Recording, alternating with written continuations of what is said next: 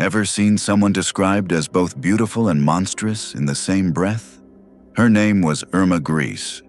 Blonde hair, blue eyes, a calm smile that deceived thousands. At only 22, she became the youngest woman executed under British law in the 20th century. Behind that gentle appearance was a woman who selected prisoners for death and ruled the camps with a cruelty that shocked even other guards. This is the story of how an ordinary farm girl became the most feared woman of the Nazi regime. It was April 1945. British troops of the 11th Armored Division entered Bergen-Belsen. What they found defied description. More than 13,000 unburied bodies and nearly 60,000 survivors too weak to stand. Typhus, starvation, and disease spread through the camp even after liberation. The soldiers forced captured guards to bury the dead. Among those guards stood Irma Grese. She had been born on October 7, 1923, in the small village of Reken, one of 5 children in a poor family. Her father worked on a dairy farm. When Irma was 12, her mother took her own life after learning that her husband had been unfaithful.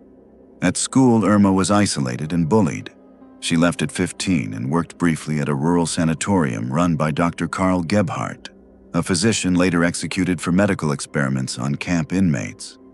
Grese wanted to study nursing, but the labor office sent her instead to work for the SS. In 1942, she reported to Ravensbrück, a camp used to train female guards. There, she learned how to enforce obedience through violence. Her father opposed her decision and told her never to return home. But Irma had found a place where cruelty was rewarded. In 1943, she was transferred to Auschwitz-Birkenau. At 19, she commanded thousands of prisoners and quickly gained a reputation for brutality. Witnesses said she walked the camp with a riding crop and a whip, punishing women for the smallest offenses. Her uniform was immaculate, her boots polished, her voice calm as she gave orders. Prisoners began to call her the Hyena of Auschwitz and the beautiful beast. She helped oversee selections where arriving prisoners were divided between labor and extermination. To those who survived, she appeared to take pride in her authority. By 1944, she had been promoted to senior supervisor, the second highest rank for female guards. She carried a leather whip coated so it could be easily cleaned and ignored warnings from superiors to stop using it. She enforced long roll calls that lasted through the night, forcing inmates to stand motionless or hold stones above their heads until they collapsed. Those caught with stolen food or extra clothing were beaten in front of others. Witnesses later testified that she seemed to treat each punishment as a demonstration of control.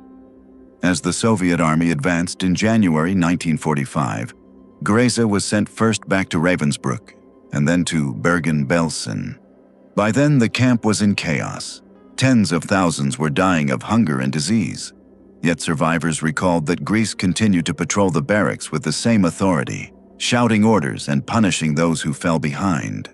She carried her pistol openly and still issued commands as if the Third Reich were not already collapsing around her.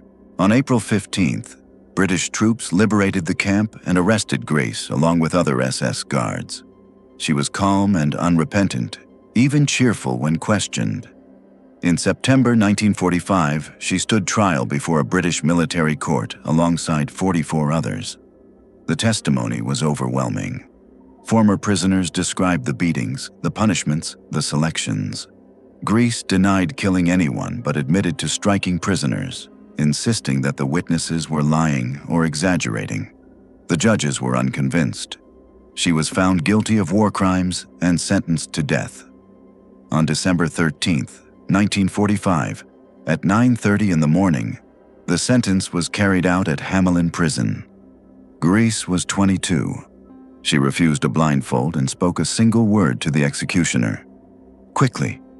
Moments later, it was over. Newspapers called her the beautiful beast.